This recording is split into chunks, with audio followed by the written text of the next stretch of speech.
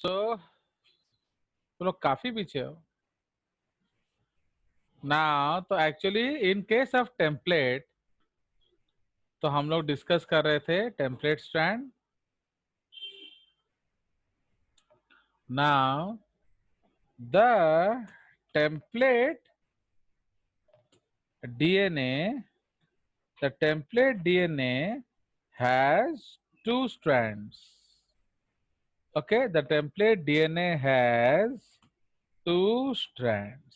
है कि नहीं? The template DNA has two strands, comma, the DNA that is replicated in the direction, the DNA that is replicated in the direction of movement of polymerase is called. Anvesha, please ensure everybody enters the class in time. अब घंटा घंटा भर आप लोग घुसोगे, अभी already कितना minute हो गया है। तो इससे होता क्या है ना, वो फिर वो जब कोई घुसता है वो सारा स्क्रीन ब्लॉक हो जाता है। ओके, फिर उसको बड़ा टेंशन होता है मेरे को। तो प्लीज एंश्योर दैट यू, इसलिए I wait for 5 to 7 minutes। Okay, अब उसके बाद जो एंटर करेगा उनको हटा दूंगा क्लास से। तो please Gauti Krishna and Anvesha will ensure that. Okay, तो the template DNA has two strand, the strand फिर रुक गया ना ये, फिर उसको करना बड़ा मुश्किल होता है। That is replicated in the direction of movement of polymerase is called क्या?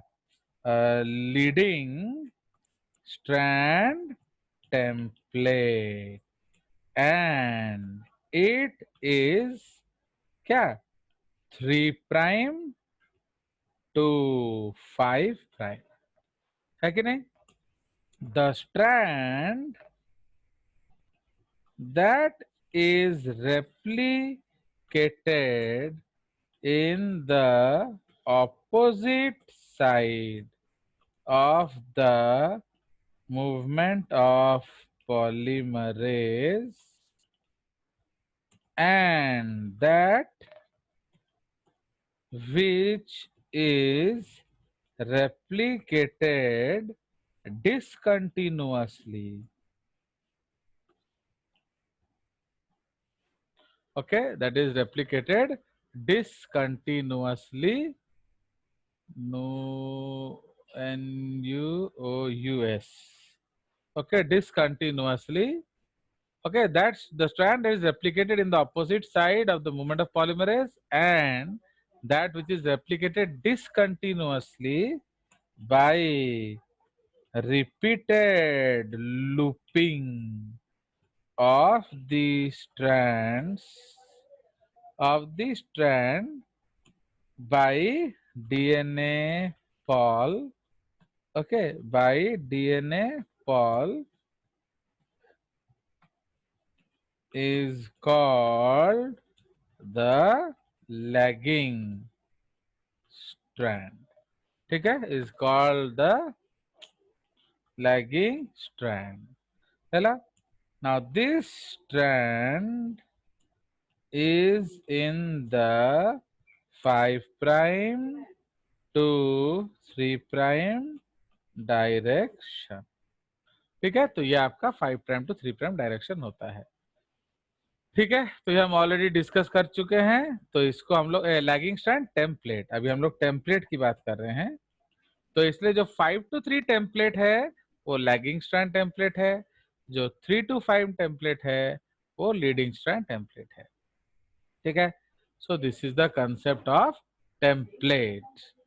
नाउ उसके बाद second requirement is origin of replication, है कि नहीं? तो origin of replication, so in E. coli and other prokaryotes, the origin of replication begins at a AT rich region known as क्या? The origin of replication begins at an AT-rich region called known as Odyssey. Ori Odyssey. Sea. ठीक है? So this is called Ori Sea. Okay. In eukaryotes, the okay in eukaryotes there are many. क्या? In eukaryotes there are many origin sites. ठीक है? So in eukaryotes there are many origin sites. Okay. Full stop. तो इसीलिए ये आपका origin से Odissi site है ना। ये जो ओरिसी साइट आप मैंने डिस्कस कर रहे हो, तो इसका एक यूनिक फीचर है, मीन्स उसमें 80 रिच रीजन्स होगा। And you know why 80 rich regions? Because उसको काटना आसान होता है, समझे कि नहीं? तो it is very easy to cut, तो इसीलिए उसका ओरिसी रीजन होना जरूरी है। ठीक है? Now the E. coli oryzae was identified by Ross and Inman. ठीक है? The oryzae site consists of 245 base pairs bearing 80 rich sequences. Bacterial and viral DNA has a single site, but in case of eukaryotes, many sites are there. As a result, the whole prokaryotic DNA acts as a single replication unit or replicon.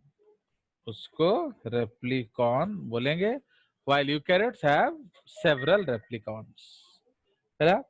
While eukaryotes have several replicons. Now, in case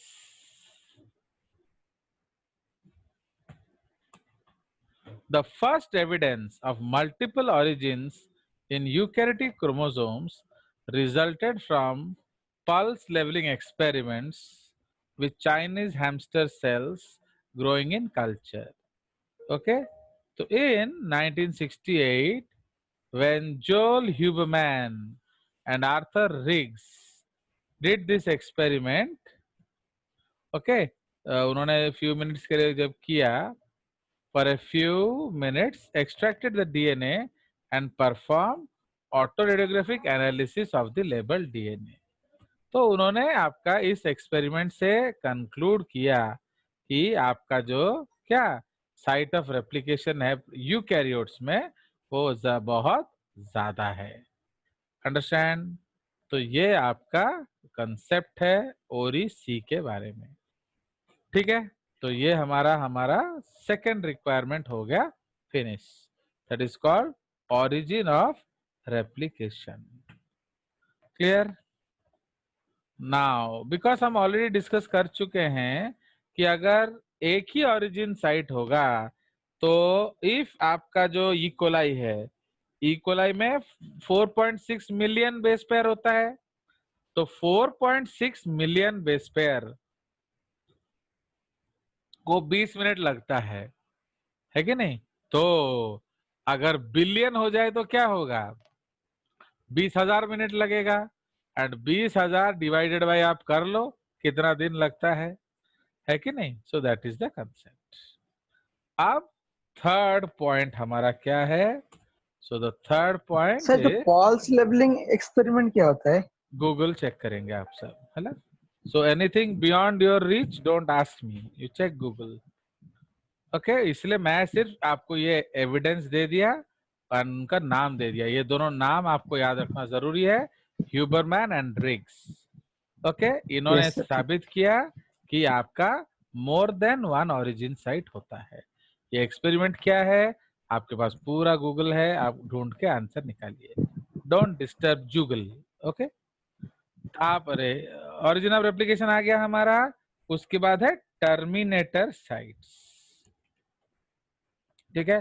तो terminator sites, तो these are sites where the replication of DNA occurs at a very very very very slow rate. समझ रहे हो? बहुत लोग बोलेंगे उधर replication नहीं होता है, तो जब रेप्लिकेशन होगा नहीं तो बच्चे में टर्मिनेटर साइट कहां से आएगा? घर से। अंडरस्टैंड? तो इसीलिए यहाँ रेप्लिकेशन होता है, बट वो इतना स्लो होता है कि आपको लगेगा जैसे रेप्लिकेशन रुक गया. Okay, so these are sites where the replication of DNA occurs at a very, very slow rate. Chला, in E. coli, comma, okay, in E. coli, there are 6 terminator क्या sites. Okay, ter A, ter B, ter C, ter D, ter E and ter F. ठीक है? Now ter F, they are positioned exactly opposite of the origin site. है कि नहीं? So they are, इसका position बिल्कुल और इसी के उल्टा होता है इन ई कोलाई, बिकॉज बाकियों में हमें पता नहीं है. ठीक है? तो इसीलिए ये आपका टर्मिनेशन ऑफ रेप्लिकेशन साइट होता है. ठीक है? तो अब थर्ड रिक्वायरमेंट हमको क्या है? सो जो fourth requirement, we need nucleotides. Okay, तो आपको न्यूक्लियोटाइड्स चाहिए. Now DNA polypols cannot synthesize DNA de novo. है कि नहीं? तो DNA polyps cannot synthesize DNA de novo. So a small pre-strand has to be present. है कि नहीं? तो आपको एक छोटा सा प्री स्ट्रैंड जरूरी है. And okay, it always has to be an RNA strand. क्यों? क्योंकि जब DNA पॉल बना ही नहीं सकता तो DNA स्ट्रैंड आएगा कहां से? तो DNA polyps cannot synthesize DNA de novo, so a small pre-strand has to be present. Okay, it always has to be an RNA strand, and so it is known as an RNA primer. ठीक है? So it is known as an RNA primer. ठीक है? Now, अब अगर हम लोग ध्यान दें तो समझ रहे हो कि नहीं? तो इसलिए एक RNA प्राइमर चाहिए. Now to make sure an, sir हाँ बोलो. सर ये जो डी नोवो क्या होता है? वो हम ऑलरेडी बात कर चुके हैं, इसलिए डोंट रिपीट दिस क्लासेस. अब मैं आपको बार बार बोल चुका हूँ, हमारा रेप्लिकेशन इतना दूर हो गया, आपको डी नोवो मतलब नहीं मालूम है? डी नोवो मतलब 0 से. अब रेप्लिकेशन 4 के दूर कर लेनी तो हमको डी नोवो कहीं मन रहो नहीं. समझो डायरेक्ट रेप्लिकेशन फॉर्क तक चले गए थे उस दिन. हवा मत करो, मैं देख चुका हूँ. चलो, तो इसीलिए डिनोवो का मतलब है 0 से. तो आपको मैं ऑलरेडी बता चुका हूँ, ये 3 बार पढ़ाया जा चुका है, वो आपको याद नहीं आ रहा है. जब मैं DNA बना रहा था तब मैंने आपको ये बताया था.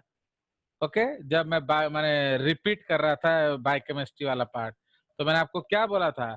जो 5 प्राइम स्ट्रैंड है वो ट्राइफॉस्फेट है, तो उसमें पॉलीमरेज जोड़ता है.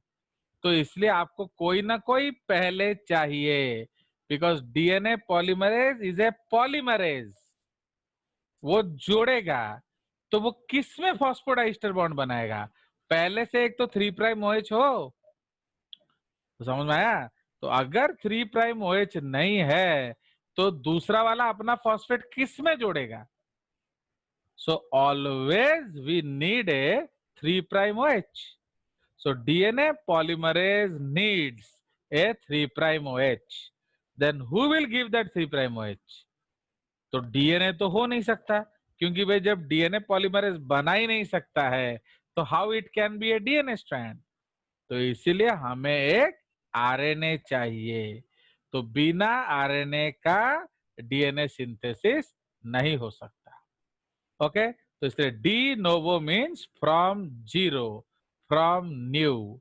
ओके, तो आपका बिना किसी स्ट्रैंड का, जैसे ट्रेन लगाओगे तो इंजन के पीछे लगाओगे तब ट्रेन चलता है, खाली ट्रेन लगा दोगे तो चलेगा कैसे? जो आपका स्टेशन में जो ट्रेन होता है वो खाली होता है, उसका इंजन नहीं होता है। तो शंटिंग पायलट क्या करेगा, आपका यार्ड से ट्रेन लाएगा एंड जोड़ देगा। किस में जोड़ेगा? इंजन में, वरना चलेगा कैसे ट्रेन?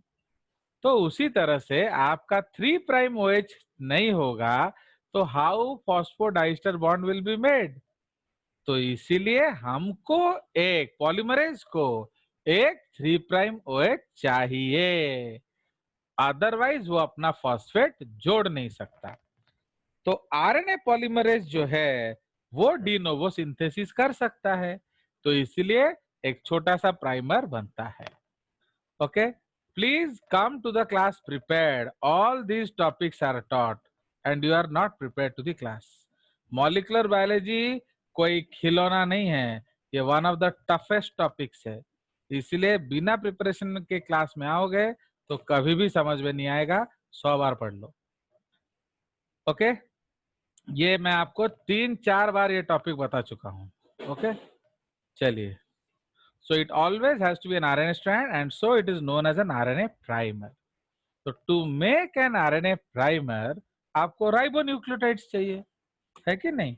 तो ribonucleotides are required.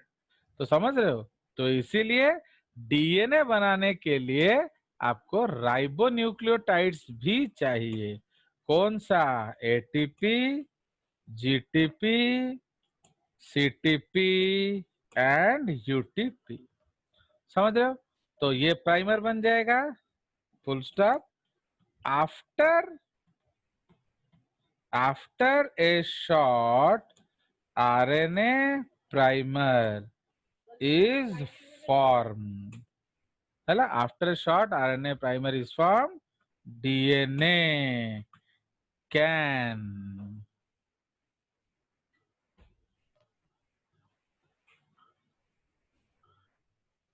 be synthesized by the DNA pol.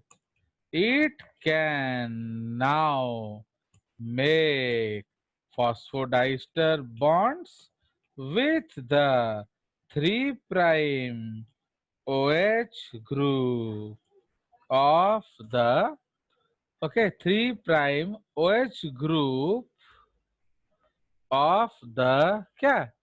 So it can make PD bonds with the 3' OH group of the pre-existing RNA nucleotide.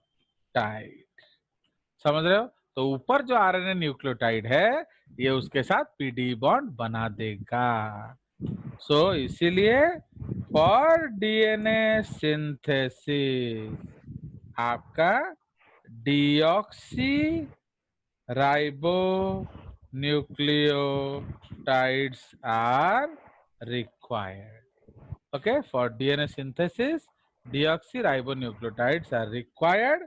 तो इसको हम लिखेंगे डीएटीपी, डीजीटीपी, डीटीटीपी and डीसीटीपी।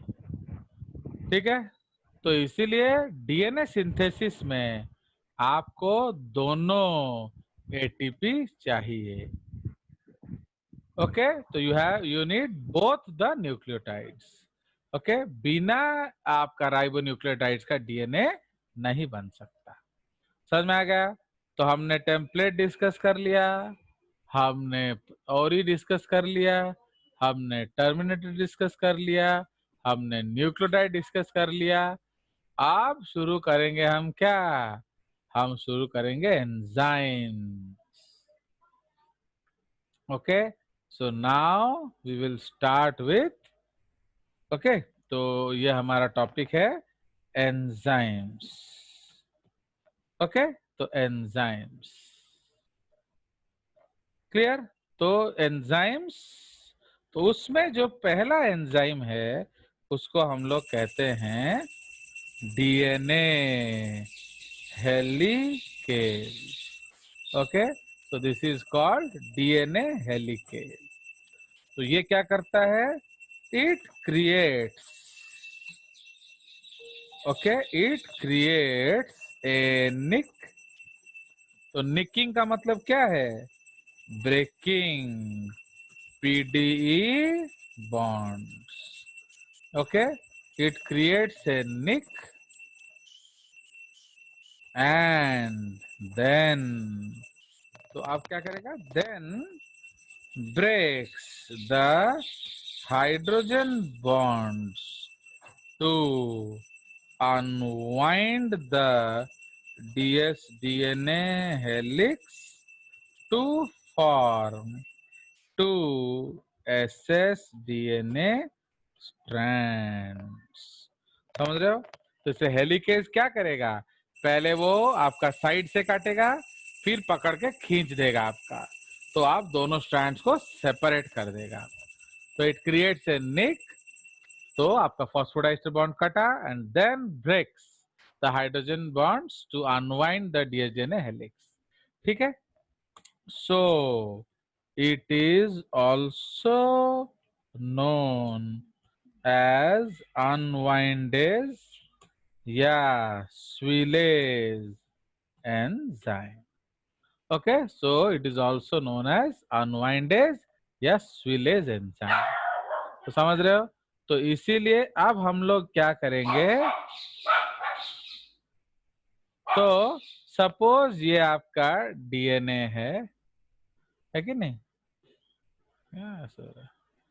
Suppose this is the DNA, fine. तो ये आपका double stranded DNA है। Now इसको हम लोग क्या करेंगे, अब उसको हम लोग खोल देंगे ऐसे, सो ये इस तरह से खुल जाएगा। तो यू कैन पुट एनीथिंग 5 3 3 5 5 3 3 5। तो ये आपका जी, and this is the movement of helicase. So this is the movement of helicase and इसको हम लोग जिप हैंडल भी बोलते हैं, क्योंकि पैंट के जिप से पेन के निब तक। ये डायलॉग जो आमिर खान ने चुराया है, वो कहाँ से चुराया है, from Watson and Crick's theory. तो वाटसन एंड क्रिक ने डीएनए रेप्लिकेशन को क्या बोला था, उन्होंने बोला था जिपर डुप्लीकेशन। डुप्लीकेशन। तो समझ रहे हो। तो इसलिए ये जो एंजाइम है, ये कौन सा एंजाइम है, तो this enzyme is called what, this is called DNA helicase. समझ रहे हो। तो इसलिए डीएनए हेलिकेज वो क्या कर रहा है, तो पहले वो क्या करेगा, वो एक कट लगाएगा। So this is called nicking. ये सब टर्म याद रखो, दोबारा किसी ने मुझे निक पूछा तो मैं उसका कान खींच के रोटी बना दूंगा। ये देख रहे हो। तो ये आपका टर्म्स हर समय यूज होगा। See I don't use any unnecessary term, ये आप खुद भी जानते हैं, बट आपको दोबारा वो याद नहीं रहता। तो ये है निक। तो निक आप याद रखेंगे। तो निक का मतलब क्या है, टुंगीवा। तो ये जो बॉन्ड है, ये कौन सा बॉन्ड तोड़ रहा है, बताओ फटाफट। तो ये कौन सा बॉन्ड है, फॉस्फोडाइस्टर बॉन्ड। फॉस्फोडाइस्टर तो बॉन्ड। ये है निकिंग। एक बार निक किया, फिर इसको फाड़ देंगे। तो अब इसमें आपका इस तरह से जो नाइट्रोजिनस बेस पेयर्स अलग हो जाएगा। फाइन। तो ये आपका डीएनए हेलिकेज कंसेप्ट है। तो इसीलिए तो if DNA replication can be compared with zipper duplication, then then DNA helix is called the zip handle. Okay तो ये गाड़ी स्टार्ट करेगा, ये याद रखना है आपको. So this will start everything. Understood. तो डीएनए, हाँ बोलो. सर डीएनए हेलिक्स की डीएनए हेलिकेज क्या? तो जिप हैंडल डीएनए हेलिकेज होगा ना. हाँ, वो तुम लोग डिस्टर्ब कर देते हो ना, उससे फिर गड़बड़ हो जाता है. एक बार हुआ तो उसको फिर दोबारा लिखना पड़ेगा, क्योंकि ये सब एडिटेबल नहीं है.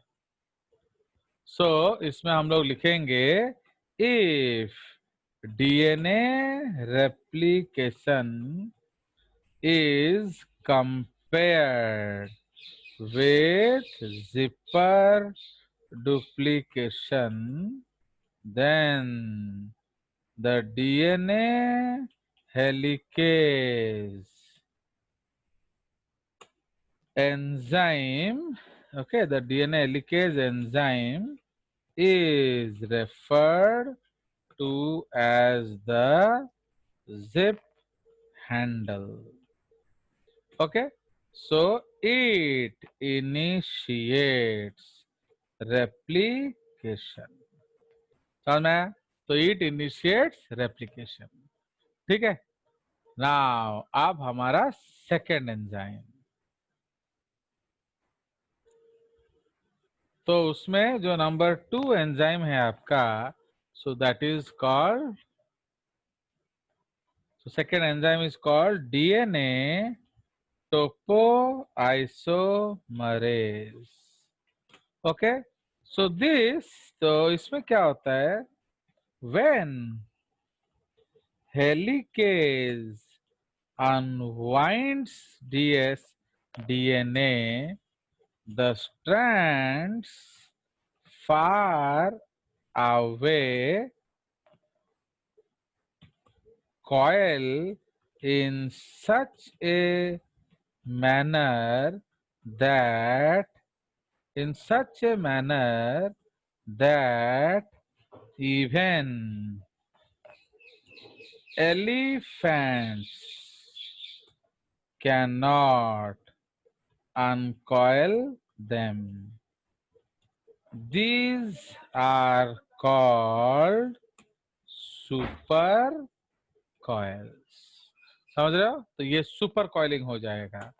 So DNA topoisomerase removes the super coils. Okay, तो वो सुपर कॉइल्स बाय नंबर 1 क्या, तो पहले वो क्या करेगा, निकिंग. Okay, nicking. आगे निकिंग का मतलब समझ में आया कि नहीं? तापरे adding negative super coils and number 3 होची लाइगेटिंग. समझ रहे हो? तो जहां वो लपेट गया होगा उसको काट दो, काट के फिर उल्टा घुमा के उसको खोलो, सुलझाओ, सुलझाने के बाद फिर उसको जोड़ दो. समझ रहे हो? तो DNA topoisomerase removes the supercoils by nicking, adding negative supercoils, and last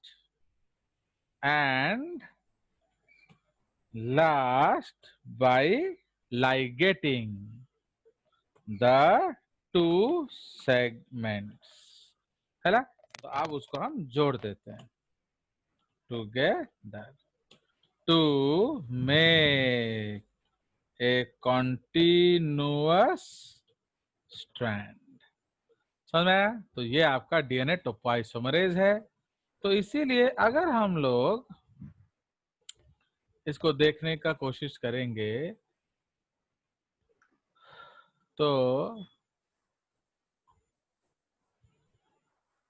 suppose ये आपका डीएनए है. तो जब आपका हेलिकेज उसको खोलेगा तो क्या हो जाएगा, जो स्ट्रैंड है ये पीछे सुपर कॉइल कर जाएंगे। ठीक है,